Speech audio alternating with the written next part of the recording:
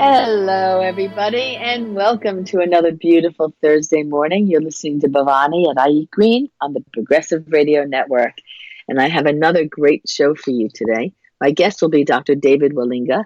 He's a physician with more than 20 years' experience in writing, policy, and advocacy work in the intersection of food, nutrition, and sustainability and public health. Currently working for the Natural Resource Defense Council and former co-founder of the Healthy Food Action. So he'll be coming on in just a little bit, but first I want to share with you some things in the news, some ways that you can take action, some events coming up, and of course my weekly recipe. So first, just a couple things that are coming up. If you are not already in Denver, you might be missing Slow Food Nations this weekend, which is a big event. It is bringing people together from all around the country and even some guests internationally to talk about food policy, good food practices, indigenous food cultures, how to be inclusive. This day and age, there's so much talk about being inclusive, racial equality, equity, food sovereignty, so many issues that are crossing not just in food, but in healthcare and in so many different arenas. And it's a topic that is really fascinating and needs to be really addressed. So if you are in Denver, that's great. Definitely go down to Slow Food Nations. If you're not and you're interested in getting there, it will be a great weekend. On Monday, NOFA New York, which is our Long Island chapter of the Northeast Organic Farming Association, we will be hosting a potluck out at the Garden of Eve Farm in Riverhead. And that starts at 5:30 with a farm tour and 6 p.m. for the potluck. And you can RSVP to me at Bhavani at iEat Green, and we'd love to see you there. NOFA is a wonderful organization really working to support organic farmers and to support the work nationally in protecting our organic integrity. And so if you care about organic food, NOFA New York is an organization you probably want to become involved with. So check that out at nofanewyork.org. Cornell Cooperative Extension is a local extension of farmers and master gardeners that are very helpful, and they also have a location out in East Meadow at an East Meadow farm, and they are giving a series of garden-to-table cooking classes. And on July 9th, they're having a class on savory sauces, and then again on August 19th, they're having a class on freezer berry jam. So if you're interested in cooking and meeting other people that care about their food, Cornell Cooperative Extension offers great cooking classes. So does Elijah Farm, by the way, and Elijah Farm is also looking for an intern. So if you have not secured a working situation or you're looking to do some more work on a farm this summer, Elijah Farm is looking to hire. Also coming up on August 9th through 11th, NOFA, which is the Northeast Organic Farming Association, all of the chapters, so not just New York's chapter, but Massachusetts, Connecticut, Rhode Island, Vermont, Maine, all of them are coming together to have a big summer conference at Hampshire College in Amherst, Mass. The theme is Nutrition Matters, Soil Health Builds Human Health. And there will be so many different workshops going on with that. You can look that up online at the NOFA Summer Conference. And I hope to see some of you there. And the last thing that NOFA is doing this summer is NOFA New York is having their gala on August 23rd. Save the date. It's up in Poughkeepsie at Locust Grove Mansion, I guess, a small mansion. But anyway, it's up at Locust Grove in Poughkeepsie. Should be a great organization, and NOFA is supporting organic food and farmers, human health, and the well-being of the planet. So please come to the Climate of Change Gala on August 23rd. And now some things that I wanted to encourage you all to take some action on. The USDA right now does not test for safety when it comes to genetically modified organisms. they really rely on the chemical companies that produce the GE organisms to do their own testing. And I'm really calling for people to ask the USDA to do their own testing. Of course, in this climate with the current administration, that's unlikely. But right now they're proposing new rules that will exempt almost all GE crops from any regulation, and it's really quite scary. So on my website, I have a link to tell the USDA not to allow companies to improve their own GE crops. Another thing that I have on my website that I really like to encourage you all to is a push towards, and I know this doesn't really have to do with food and health, but it is just so important, is the situation going on at the southern border. Whether we abolish ICE altogether is a question, but what we do want to do is stop these raids that are going on and stop separating families from their children. It's just horrendous. And so there's a lot of ways that you can take action and help. You can donate directly to the families. I have a bunch of different links up there on my website. You can support the lawyers that are fighting to protect them and get their kids back. You can donate to a couple different places, many different places at once. And again, I have a whole link up on my website. And you can also call and email your elected officials and just say that this is unacceptable. The way ICE is terrorizing neighborhoods and communities, it's just not okay. And lastly, you can call the National Families Together hotline and offer to volunteer. If you speak Spanish, they're really looking for help in that way.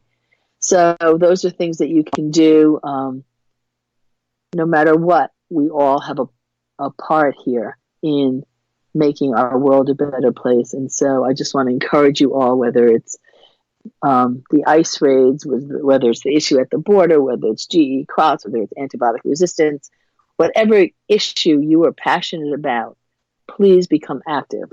We need to rise everybody up to become active. And I know so many of us do good work in our daily work. We have to add something. We have to do something beyond and push ourselves to really help make a difference here, because we will never be able to stand up against the amount of money that these corporations and organizations have that are taking our country down. And what we do have is people power, but we have to get all the people up and active. So another thing I want to share with you that I have in the news, in my newsletter, is Stone Barns, which is a wonderful educational agricultural center up in Westchester. They are helping farmers to transition to regenerative farming. So they're looking for farmers that are mid-sized farmers, medium-scale farmers who would like to transition to sustainable agriculture, regenerative agriculture.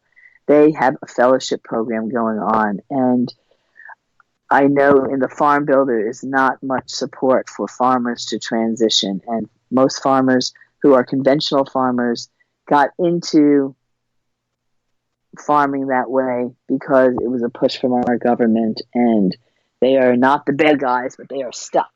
And so this is a wonderful opportunity to help these mid-scale farmers who are conventional farmers who know that regenerative agriculture is a much better way to farm, not only because they'll be raising healthier food, but they'll also be helping to mitigate climate change by helping to sequester carbon from the atmosphere into the ground.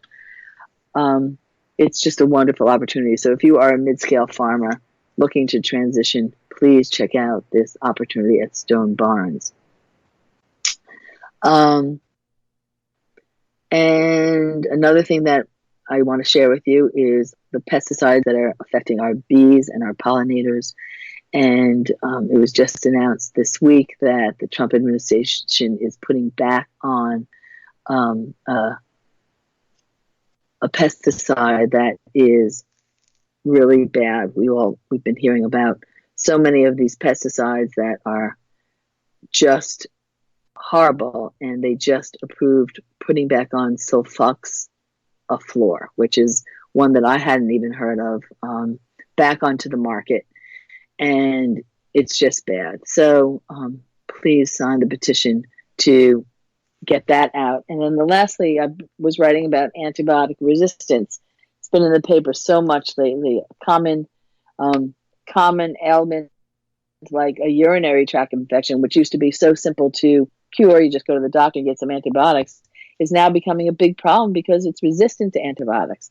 And my guest today, we will be talking a lot about antibiotic-resistant bacteria and why it's here and what we can do, which is not that much. It's a real global issue, and it's really scary if antibiotics stop working. So stay tuned for that. That's going to be coming up in just a little bit with our guest, Dr. David Wallinga. But I want to share with you my recipe before I invite Dr. Wallinga on. This week's recipe I have shared once before, but this is a different variety. This is a cashew vegan cheese.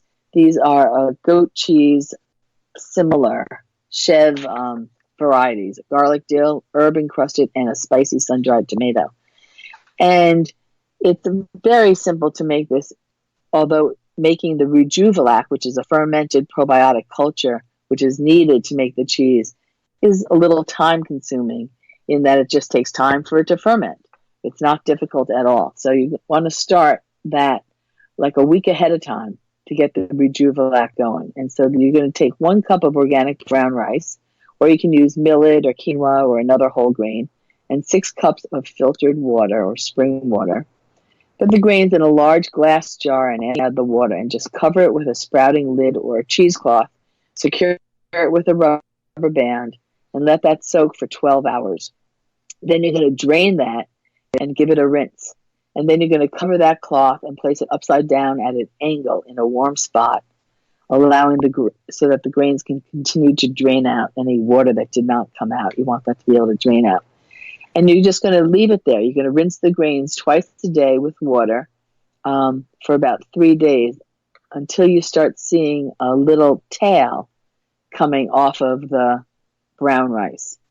That's how you'll know it will be ready. You want the grain to start sprouting.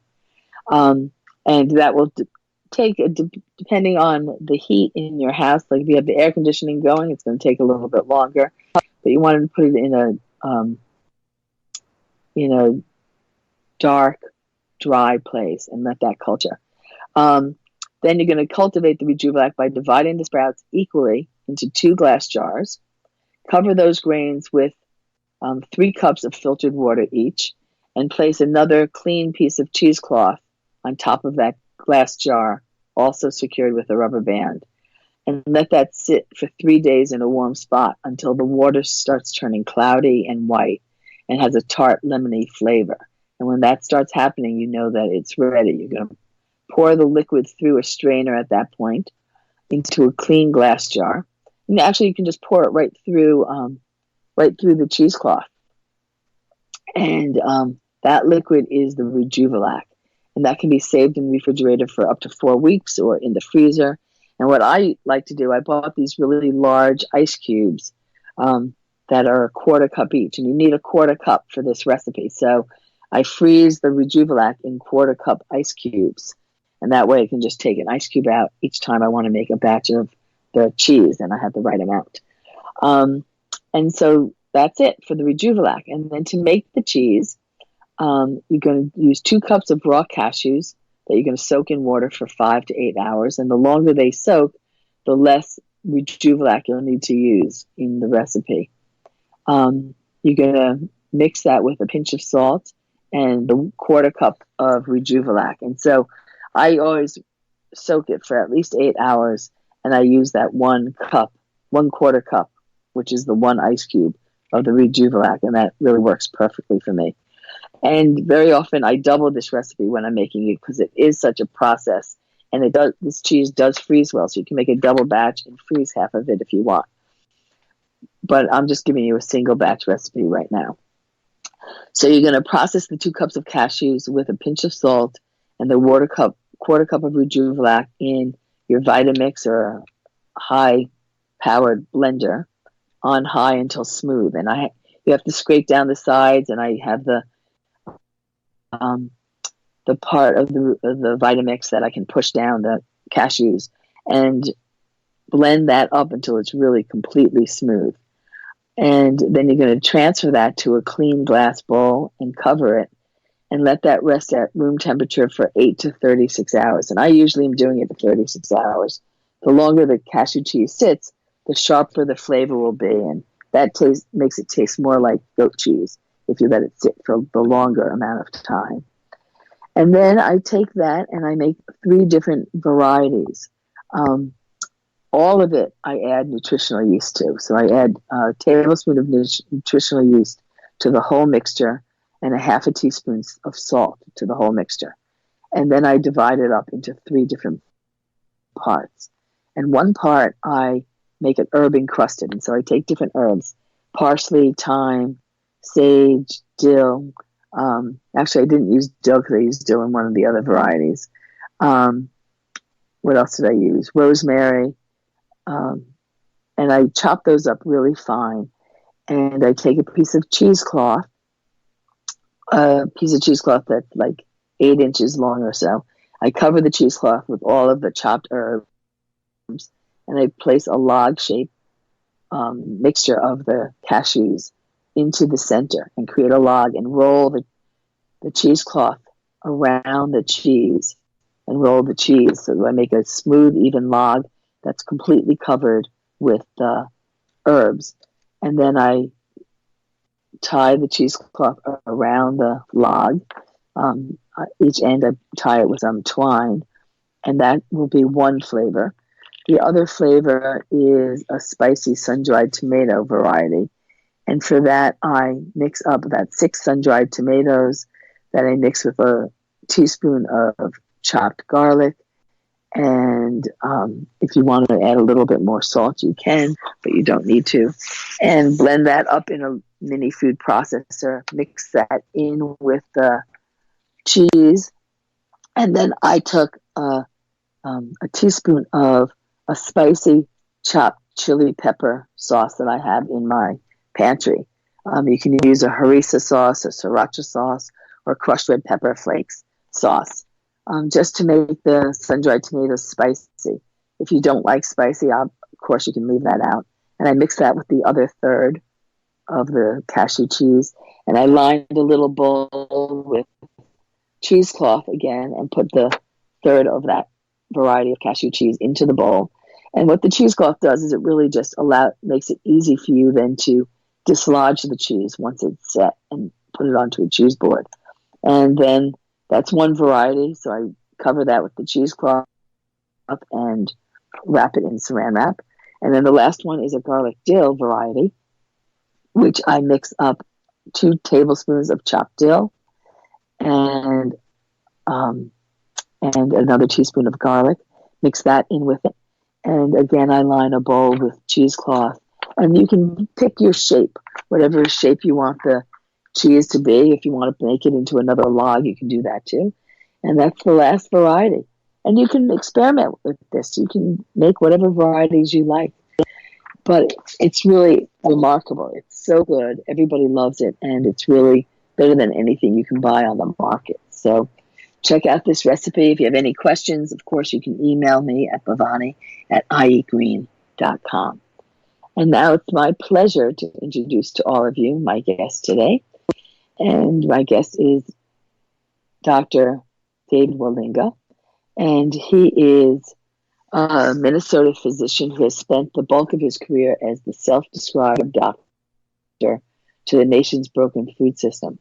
And long before local food movement took off, Dr. Wallinga was writing about the myriad ways in which the typical American diet is bad for us, not only in terms of what we eat, but especially in terms of how that food is produced, harvested, processed, and shipped.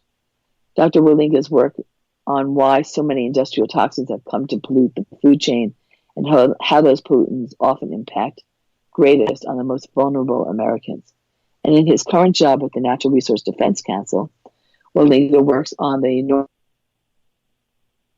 overuse of human antibiotics on factory farms and feedlots in the U.S., and how that threatens not only the health of the nation, but the future of modern medicine. He is also was the co-founder of Healthy Food Action, and we'll talk about that as well. So please, Dr. Wallinga, welcome, and please join us. Thanks, it's my pleasure. Thank you so much for joining us. Your work is just so important and fascinating, and I'm really so thrilled to have you on. And I thought maybe before we get into all the questions, you could share a little bit about your history. As a physician, did you always work in policy issues in regards to food, nutrition, and public health? Or did you come to that from seeing the results of your patients getting sick? Well, I didn't always work in that, but it happened pretty early in my career. I've always been somebody that liked to span different interests, and I've always been somebody interested in the environment. And as I went through my medical training, it became pretty clear to me that unlike 100 years ago, when people got sick and died mostly of infections, the story in modern medicine over the last several decades has really been about the rise in chronic diseases. And so much of the epidemics of chronic disease that we have now, whether it's Alzheimer's disease or diabetes or, you name it, cancer, they're connected to the environment. So really the conditions that set us up for those kinds of things have nothing to do with what's going on in the doctor's office and everything to do with the broader environment that we live in and raise our families in. Mm-hmm. So right now, I know in your work with the Natural Resource Defense Council, you're really looking at the overuse of antibiotics and the problem that antibiotic-resistant bacteria has. It's been in the news so much lately, as I shared when I was talking earlier about, the article in the New York Times about simple urinary tract infection, which used to be a no-brainer. You would just go and, if the cranberry juice didn't work, you'd go and get an antibiotic, and voila, it was gone. And now it's becoming a real issue. People are not getting better by these antibiotics. Can you talk a little bit about why antibiotics aren't such a reliable treatment anymore and how bacteria mutates to become antibiotic resistant? Yeah. In the simplest explanation, it's really about evolution. Bacteria evolve much more quickly than people do. They have fast lives, and there's a lot of them. And from one resistant bacteria to a billion can take place in the matter of 24 hours. It's that fast. So you can actually see evolution happening in bacterial populations in real time. Wow. So what's that have to do with how we're using antibiotics? It kind of has everything to do with numbers. The more antibiotics we use and the more we overuse them, the more we're setting up conditions for evolution to happen. So if you expose bacteria, whether in your household or in your gut or, on a farm, the more you use antibiotics, the more you're exposing those bacteria and selecting for drug-resistant bacteria. So the solution to the problem is really quite simple. We've got to stop overusing antibiotics and really just use them wherever, only when absolutely necessary. Mm-hmm. And I think people are starting to hear that and, not take an antibiotic when they have a virus. But there's so many hidden antibiotics that people have no idea about. Can we talk a little bit about the overuse of antibiotics in the foods that people are eating and in livestock? Yeah, sure. I want to clear up one thing. We're not talking about a problem that stems from residues of antibiotics, by and large. We're talking about when you use enormous amounts of antibiotics on farms, it creates these bacteria that then are drug-resistant that travel from the farm environment downwind and downstream and reach the human population. So that's what we're talking about. So what we're mostly worried about is drug resistance to the antibiotics that doctors and other health professionals most rely on. So you can call them human antibiotics, you can call them medically important antibiotics, but basically they're antibiotics that we all recognize as important to us. So penicillins, tetracyclines, sulfa drugs, erythromycin, names like that.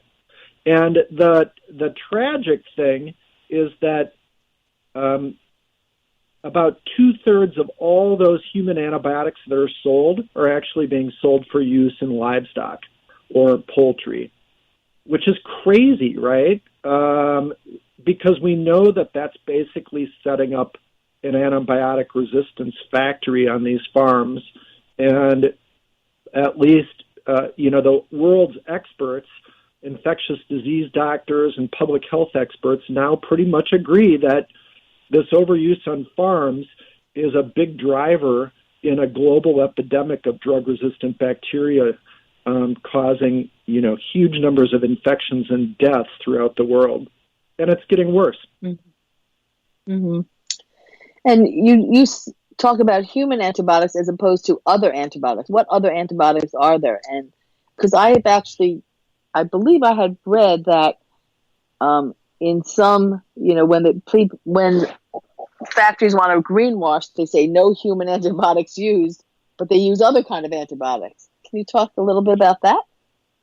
Yeah, sure. I mean, there's different classes of antibiotics, and the mechanisms that cause resistance are more concerning in the strains of bacteria that are important to people. So, kind of to go back to basics, if I am eating meat that's contaminated, as most of our meat supplies is contaminated with antibiotic-resistant bacteria now, when we eat that, potentially those resistant bacteria end up in our gut, and the bacteria can actually swap resistance with other bacteria in our gut. And maybe that won't cause a problem for me now because I'm a healthy young person. I'm a college student, for example, or I'm just kind of in the prime of my life. But we continue to harbor those drug-resistant bacteria in our body, and when they do cause a problem is when our immune system's depressed, when we're in the hospital for some other reason. Maybe we're on chemotherapy, maybe we're about to get an organ transplant, and that's when those resistant bugs that we've been carrying around for a long time come back to bite us and can cause real problems and even death. So that's kind of the the setup of events that happen. There are different classes of bacteria. Some are not considered important to people, and they have names like ionophores, and those have been used on farms as well, and we're not as worried about that. What we are worried about, though, are these human antibiotic classes or medically important antibiotics. And in fact, there may be the majority of antibiotics used on farms, and we're using many, many more of them on farms than we actually use in human medicine, believe it or not. Mm-hmm. But those ones you're not as concerned about? They don't also affect the antibiotic resistance? They may cause resistance in bacteria to those antibiotics, but because those aren't the antibiotics used in human medicine, it's a kind of resistance that's not as concerning for human health. Mm-hmm. Now, I know that this has been in the news, and we've been, factory farms know about it, but in this country, that information, trying to get that information is really quite hidden, and they are not forthcoming with that information. I know recently you did a news brief called Better Bacon, where you compared the amount of antibiotics used in the U.S. and compared it to other countries. Can you talk about that and why Sure. our country is so hard to make that transition? Sure. So basically, the practices on a lot of these industrial or factory farms are not in public view, and some of the worst actors would like to keep it that way, I think, in part because the use of antibiotics is so prevalent and really very unnecessary when we compare how many U.S. farms operate to how farms are operating in other places, including Europe. So there's a variety of different ways that kind of a cloak has been pulled over the operations on these huge farms and feedlots. One way is that the industry has convinced the USDA and the Food and Drug Administration really not to collect data on antibiotic use on farms. All we have is sales data, and that's not a bad thing. I mean, sales data is a pretty good proxy. If we know how many antibiotic products are sold that are intended for use in farms, it's a pretty good indication of what's actually being used in farms. But ideally, we'd like to really have reporting from farms or from veterinarians or both about what drugs they're actually using. And right. there's been many decades over which recommendations have been made to federal agencies to create a system for tracking that antibiotic use, but they really don't want to. And the large farms and the large meat producers don't want them to either. And so it's left up to people like me to try to pull the wool back from people's eyes and really try to find data from here and there and put it together in a way that really better describes what's happening on farms. And so that's what Better Bacon does. And actually I'm working on for lack of a better name, a Better Beef version of that report that looks at the beef industry. Now, one thing we learned from Better Bacon, and by the way, you can find that on NRDC's website, which is just nrdc.org.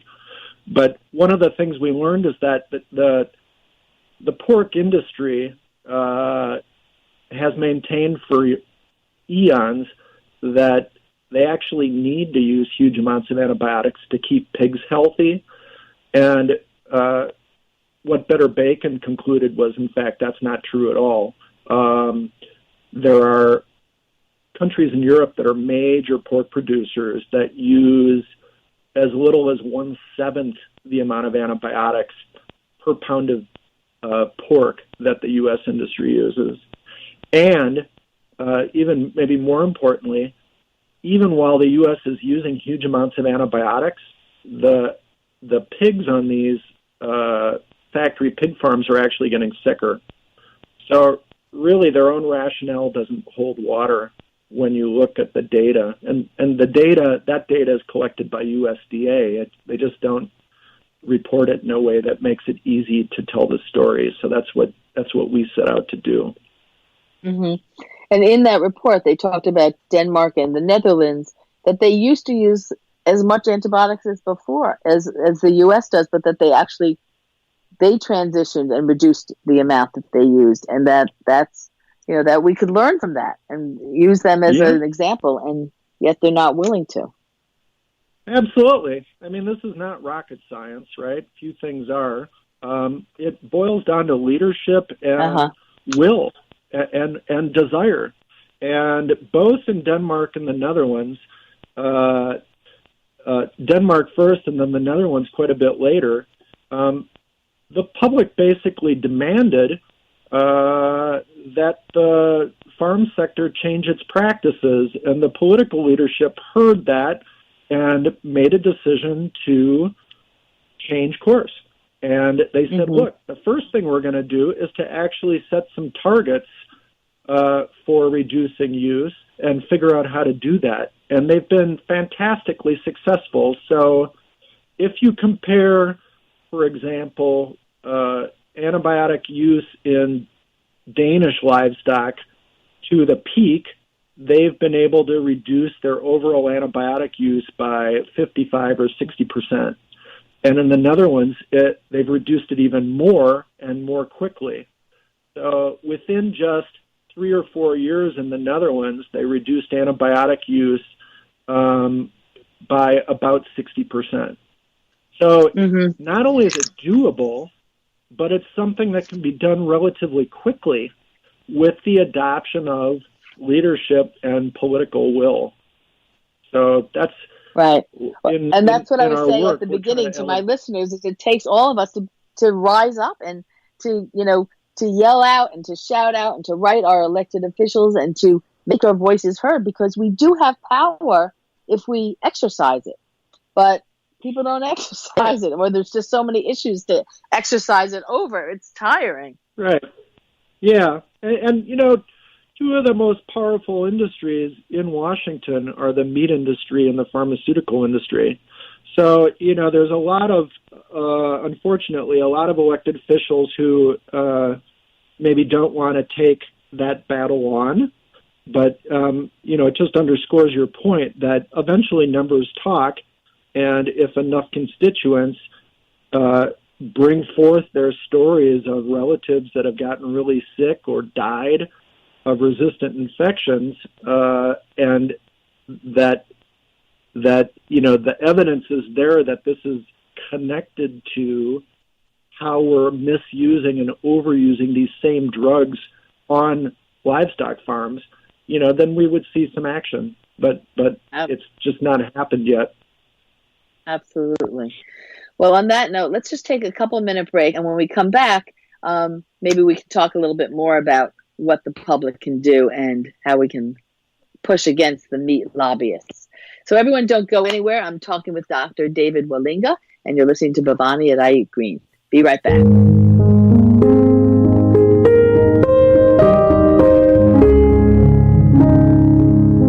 Hi, everyone. I'm Gary Null, the founder of the Progressive Radio Network. Today we have more than 80 producers bringing forth the most progressive and most liberating information, the kind of information you do not regularly hear on any of the mainstream or alternative media. You can help us now. Up to this point, I have virtually supported the Progressive Radio Network, all of its expenses and payroll, myself. But we would like to expand our reach. We'd like to do far more. We'd like to be able to advertise on Facebook and let others know we exist. We are the #1 progressive radio network in the world. In fact, we have programs that are most listened to in all of progressive radio. But we could go a lot further. Our message can reach a lot more people, especially at a time when people are desperate for honest, objective insights on the important topical issues of our day. How can you help? It's simple. Go to prn.fm, go to our main page. In the upper right-hand corner, you'll see a little button, Support Now. And then whatever you can contribute on a monthly basis will make a big difference. It will help get the message out. It will help inform more people, will give them more choices. This is where you'll hear in the independent candidates and the people looking to challenge the corruption in government and industries. But we need to get our reach out further. So please, whatever you can afford on a monthly basis, and there's some suggestions there, and it'll be automatic. All right? Thank you very much for continuing to help us help you and the rest of the world on these important issues.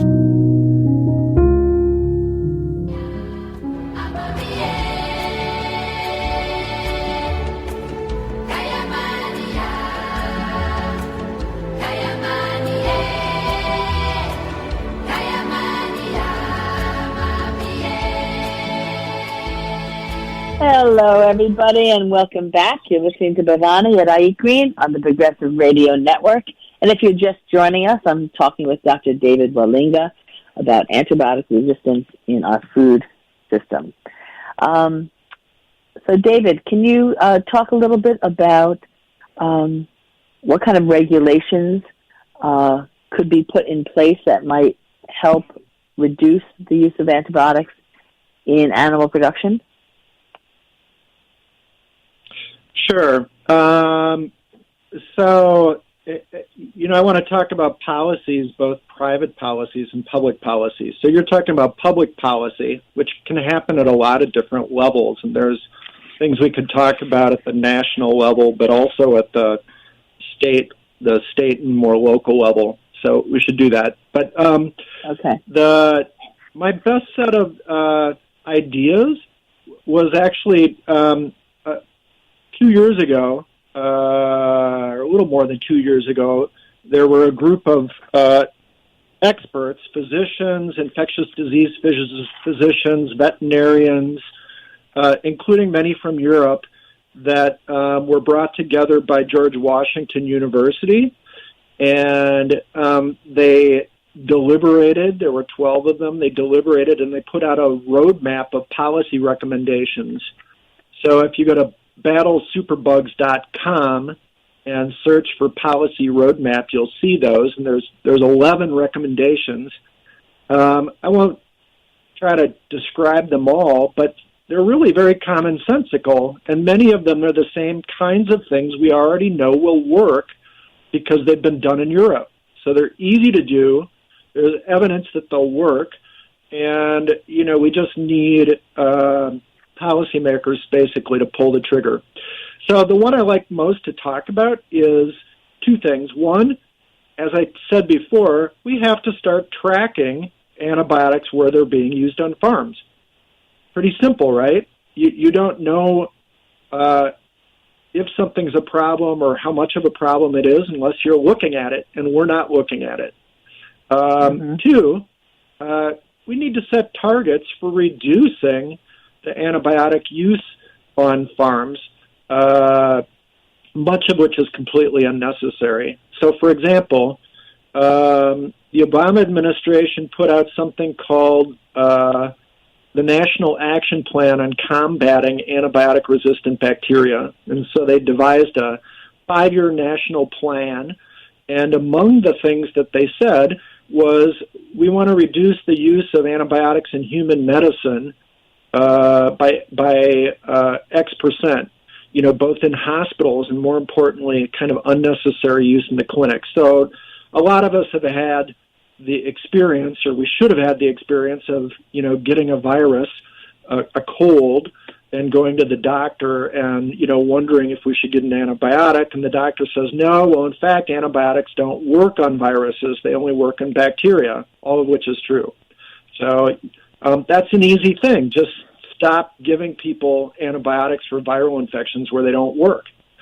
But we don't have that kind of target in the National Action Plan for agriculture. And, in my work with NRDC, I repeatedly have urged a recommendation on FDA that they set such a target, but FDA doesn't want to set a target to reduce antibiotics on U.S. livestock farms. So those are two simple examples, but there's many more in that policy roadmap. Mm-hmm. Yeah, it's infuriating the power that lobbyists have in our government. Just all across the board, whether it's the meat lobbyists, the pharmaceutical lobbyists. I'm working in school food quite a bit, and the power of who would think that there's a frozen pizza lobbyist and a frozen French fry lobbyist, but there is, and those people, when they were trying to reduce pizza and French fries in the school lunch program, they went berserk. And the pressure from them, got the Obama administration to even reverse it back then. And of course the Trump administration is, rolling back those regulations even more. Something has to be done about the power that these lobbyists have. And the only power that we have against them, I think, is the quantity of people that could rise up, but don't. The tragedy here is that, once we lose our stockpile of antibiotics that actually work, we're going to be in a pretty big hole. We don't have and haven't had a pipeline to develop new antibiotics for decades, so we've basically been living on borrowed time. And when we overuse the antibiotics we have now to the extent that they no longer work, that's when people are going to start dying in greater and greater numbers because there's simply no alternative. And that's unlikely to, in my opinion, that's unlikely to change. So we don't have any alternative other than to do a better job at stewarding the antibiotics we have right now. And that begins with dramatically reducing the use. And as I said, 2/3 of the sales of these important human antibiotics are for use on livestock farms. Mm-hmm. So what we can do, and what has worked in the U.S., since we don't have the political leadership, is to push on companies. So let's look at what's happened in chicken. When I first started this work 20 years ago, chicken producers were using huge amounts of antibiotics and feeding those to flocks of birds, and feeding them things like arsenic as well, by the way, to make the birds grow faster. Well, now the industry leaders have completely switched course. There's no more arsenic fed to birds. And they, within a few short years, basically realized that they didn't need to use antibiotics much at all, if at all. And so now, by our estimation, about half of the chicken sold in the U.S. now is raised without any human antibiotics at all, which is a fantastic success story. And it happened because of us, because of consumers basically voicing to the Tysons and the Perdues and the Sanderson farms that they didn't want to buy chicken raised with human antibiotics anymore.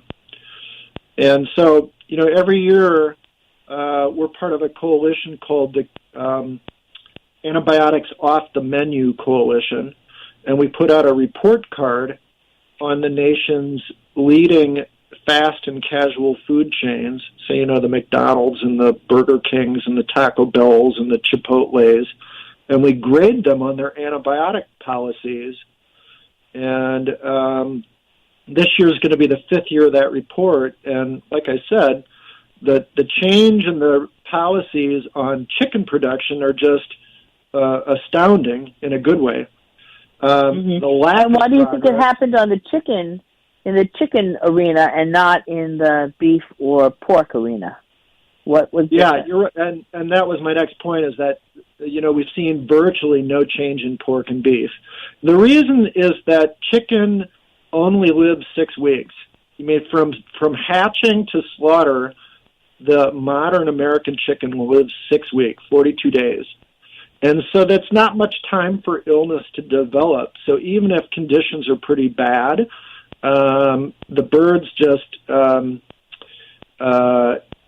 you're able to get them through that 6 weeks without antibiotics pretty easily, and still maintain them in kind of pretty industrial conditions. So if you have industrial conditions with a lot of crowding of animals and a lot of stress, in a longer living animal, so a cow lives about 1.5 years on average, a lot of it on a feedlot. A pig lives about 6 months, much longer than the 6 weeks that a bird lives. And so those conditions are much more likely to cause problems in those animals. So you have two choices. You can change the conditions, which is what they've done in Europe. They've actually created better farm conditions, more humane and healthier for animals, and as a result, they don't use antibiotics anymore because they don't have sick animals. In the U.S., we still have sick animals, and they seem to be getting sicker, and we're still using more and more antibiotics compared to these European countries. Mm-hmm. And, if we try to encourage everybody to buy organic, where they're not using antibiotics, we know that that's unaffordable for so many people, right? Yeah, it's true. Organic is one style of production that doesn't allow antibiotics, so that is one way. But, there's a lot of labels out there that don't allow antibiotic use. For example, there's a label that's used for chicken called Certified Responsible Antibiotic Use. It's not so much in the supermarket, but commercial buyers of chicken can source using that label. And basically, there's no price difference between a conventional factory-raised chicken and it's called the CRAW standard, Certified Responsible Antibiotic Use. So a CRAW chicken costs about the same as a conventionally raised chicken. It just doesn't use antibiotics. So we really can't say that the cost is a reason for not serving chicken in schools, for example, raised without routine antibiotics, because it doesn't cost any different. Right. Well, I'm new in the school. I just recently took on a farm-to-school coordinator for a local school district that was awarded a grant from New York State. And as of yet, I have not seen any real chicken. All they have is chicken nuggets. So that's part of my work. So many schools don't even see anything that looks like a chicken, let alone one with or without antibiotics. So you're in New York. Let me give your listeners a great New York example of where a physician, Ken Jaffe, he's a physician who also has been a dairy farmer in New York, and he and some people he's worked with have set up a program that is going to source dairy cattle to be ground up into beef and served in schools around Ithaca. And they're working with veterinarians at Cornell to make sure that those dairy cattle have many fewer antibiotics given to them.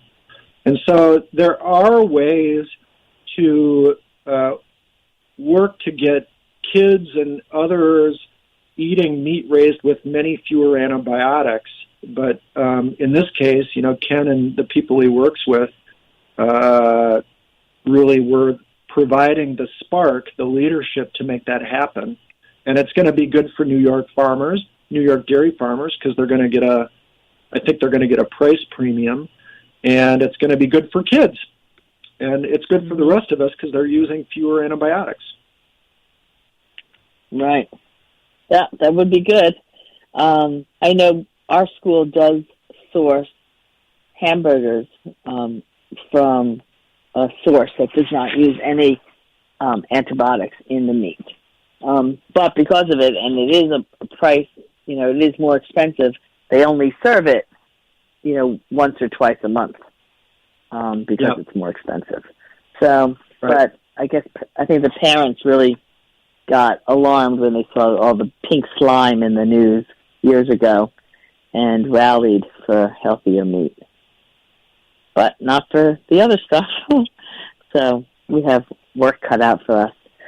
So, so what do you suggest, or what can consumers do to protect themselves? I mean, I guess we just talked about buying, looking for labels that have no antibiotics, and it's easier to find it in chicken. But with beef and pork, if people want to reduce their exposure, is there any label other than organic? There is actually. I mean, there's now raised with antibiotics is a label. That's being used. Grass-fed is a USDA certified label, and the animals raised on grass, the cattle, are not getting antibiotics. By and large, it's part of the label. So, and then of course you mentioned certified organic. There are other labels too. I mean, one of the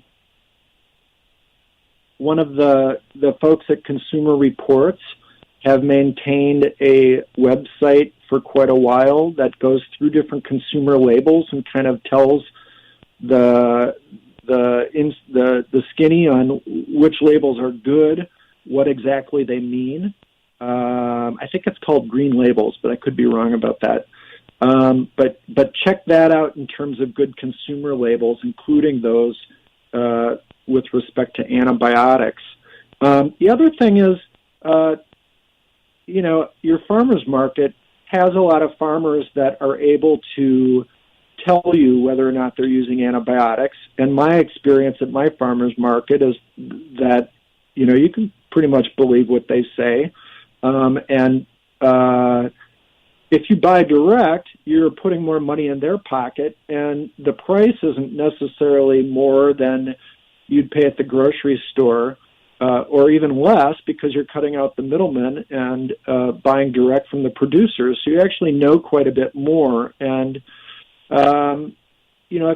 if your family eats a lot of meat, it's an affordable way to get chicken or beef or pork, and be somewhat assured that there's not antibiotics used, or at least used very occasionally. Right. And the other thing is to reduce people's consumption of meat. That is also a positive, I think, for reducing how much exposure they have to antibiotics. But I know one of your articles on the NRDC talks a little bit about that Impossible Burger, which is not so good, because you have to be aware that, a lot of these meat alternatives are loaded with genetically modified organisms and pesticides and herbicides, and so they're not all what they're cracked out to be either, right? There's a lot of questions about the cell cultures that go into some of the new non-meat meats. So one thing is that if you've got, there's basically, it's like a giant petri dish, basically, where they culture cells and then grow them in a laboratory environment, right? And turn those into a hamburger. But antibiotics probably are being used in a lot of those cell culture lines to control contamination. But we don't know that because it's pretty unregulated as right now. And there's no public disclosure about that antibiotic use. So I'm going to be watching that development to see if the companies or the entities that are launching those new products are actually coming clean about their antibiotic use. I think ideally they would commit to not using antibiotics. Mm-hmm. Anyway, we're just about out of time, so I want to thank you so much, David, for joining us. And the work you're doing is just priceless. Thank you so much. Everyone out there, thank you for joining us. I've been talking with Dr. David Wallinga from the Natural Resource Defense Council and Healthy Food Action. And I'll see you all again next week. Bye for now.